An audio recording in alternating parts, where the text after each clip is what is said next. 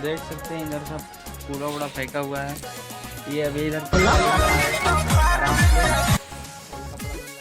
अभी इधर सब फैलाएगा कपड़ा, इधर भी फैलाएगा कपड़ा और इधर भी फैलाएगा कपड़ा, चारों साइड कपड़ा ही कपड़ा फैलाएगा।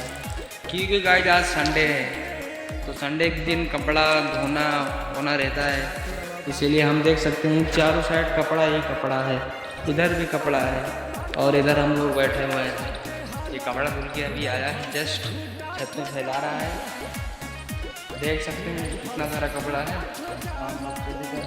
ये इधर बैठा है और आपको कुछ दिखाते हैं, न्यू चीज़ आपको दिखाते हैं। ये देखिए इधर भी सारा कपड़ा ही है और उधर भी पीछे कपड़ा ही है और उधर भी पीछे कपड़ा ही है और उधर भी पीछे कपड़ा ही है, क्योंकि संडे है आज, चारों साइड कचड़ा ही कचड़ा और कपड़ा ही कपड़ा है। तो ये अभी इधर साफ कर रहा है अच्छे से, इधर मेरा काम चल रहा है। और इसको तो आप जानते हैं